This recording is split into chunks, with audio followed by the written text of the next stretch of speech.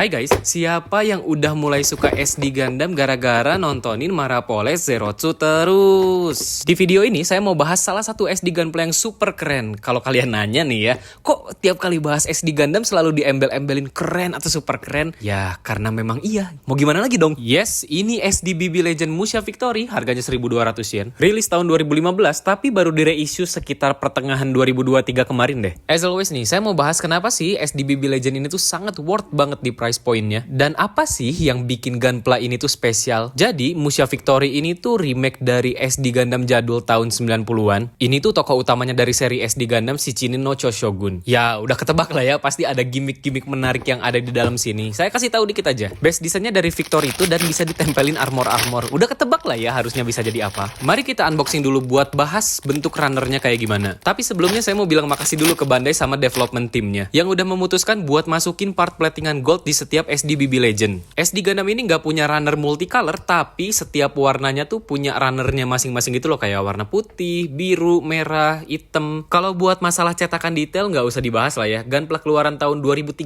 ke atas tuh udah mantep banget lah, tegas cetakan dan detailnya. Ini selalu bingung sih kalau ngerakit SD BB Legend, kalian cuma boleh milih 2 dari 4 mata yang tersedia. Nah ini nih runnernya yang nggak multicolor tapi tetap bisa bikin Gunpla-nya colorful. Yang bikin Gunpla ini super keren dan spesial buat saya adalah dikasih part clear pink kayak gini yang ada glitter-glitternya. Ini plastik keras ya, bukan yang nyoy-nyoy kayak beam saber gitu. Jadi kalau mau dicopot dari runner atau nanti mau dimainin ya hati-hati aja. Efek part segini tuh keren sih dari dulu, apalagi kalau ada glitternya ya. Terus ini part platingan goldnya, ya oke lah meskipun cuma sedikit ya, tapi paling penting emang bagian Vivin sih yang warna emas itu. Kalau sisa partnya nggak platingan gold juga nggak apa-apa kok, kayak misalnya warna armor ini nih yang cuma gold injection. Ingat nggak di video RX78 saya bahas tentang plastik yang kayak kerupuk? Nah ini nih gold injection tuh agak-agak crispy gitu. Kelihatan plastik injection tuh ciri-cirinya kayak gini nih, ada kayak itu tuh apa sih namanya? Serat atau motif atau pattern kali ya? Ya itulah pokoknya dampak dari gold injection. Ini yang lumayan saya tunggu-tunggu dari ngerakit SD Gundam tuh, lihat manualnya. Ilustrasi simple kayak gini tuh selalu ngena buat saya karena kayak ngelihat desain karakternya terus gimmick-gimmicknya. Kayak Musha Victory ini yang tadinya nggak pakai armor terus pakai armor biasa sampai nantinya jadi full armor. Nah ini saya punya dong Victory Daishogun yang kapan-kapan saya ceritain deh. Pokoknya ukuran sama volumenya gede banget. Terus ini Comic World Musha Victory yang akhirnya balik lagi setelah 20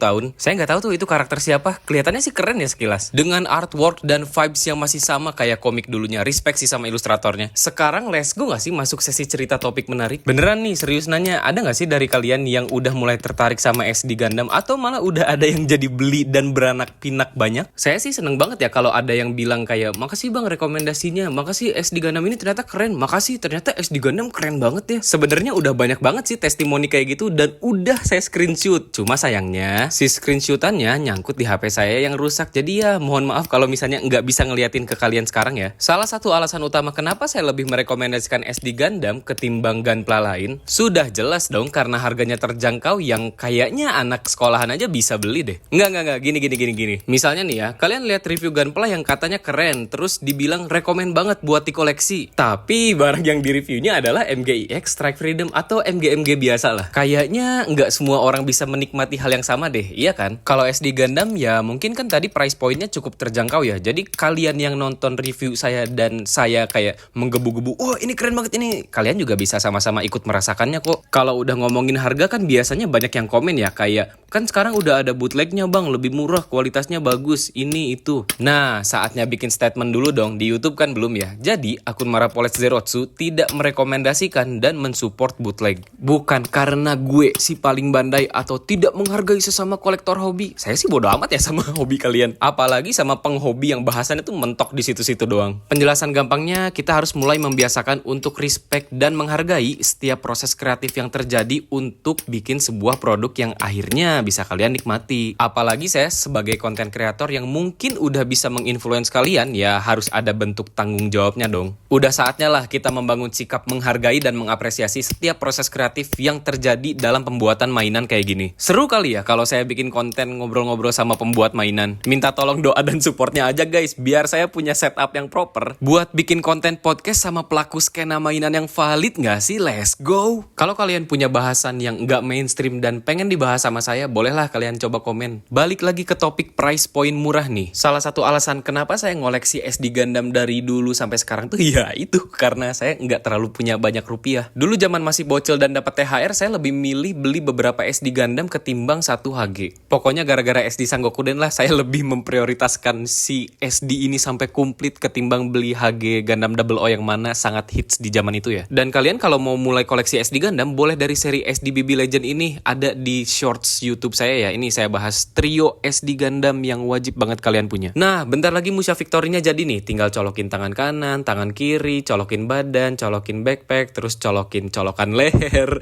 colokin kepala, weaponnya, dan terakhir helm Kabuto yang super keren. Dadah! Ini dia SD BB Legend Musha Victory Gundam. Anjing, ini keren banget sih kalau misalnya pakai efek sayap kayak gitu.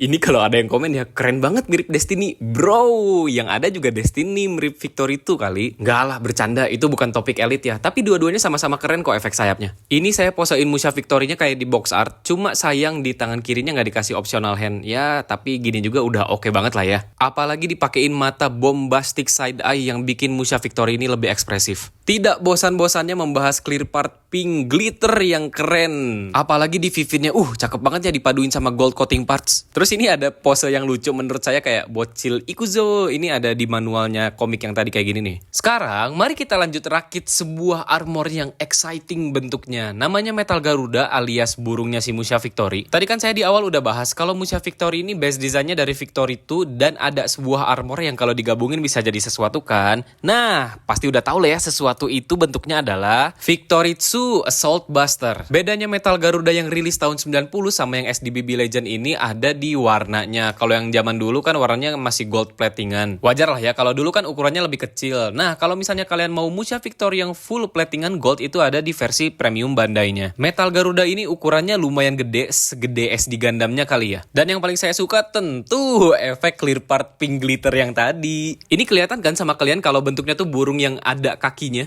Yang lucu lagi juga di komik manual tadi ada sebuah ilustrasi di mana Victory ini kayak nebeng ke si Metal Garuda gitu. Lucu banget ini posingnya. Oh, si Metal Garuda ini bisa dicolok juga ya ke stand base, jadi posingnya lebih proper lah ya. Nah, saatnya menggabungkan Musha Victory sama Metal Garuda ini buat jadi... Bentar, lupa. Apa sih nama form gabungannya? Musha Victory Konjiki no Hagoromo. Kalau buat saya sih sayangnya harus ada beberapa part yang dicopot ya, kayak di atas bahu sama front skirtnya. Tapi ya udahlah ya, nggak apa-apa. Cuma akan lebih keren kalau misalnya si armornya tuh langsung dipasang gak sih? Terus shield pala burungnya tinggal dilipat doang, sama bongkar pasang part sayap yang ditempelin nanti ke backpack. Aduh, gimana ya? Kalian tuh harus pegang si Musha Victory ini, soalnya kayak gede banget gitu dan kerasa sturdy, bervolume. Lihat aja tuh sama tangan saya lebih gedean si Musha Victory ini kan. Oh my god, ganteng banget ini sayapnya. Bisa digerak-gerakin kayak gini, cuma agak nggak terlalu solid lah ya. Close up looks-nya super ganteng. Ini beberapa weaponnya ada Hawk Armor, Mega Beam Rifle. Ini ukurannya lumayan panjang dan nanti bisa dicopot buat ditempel ke tangan. Terus ada Mega Beam Buster.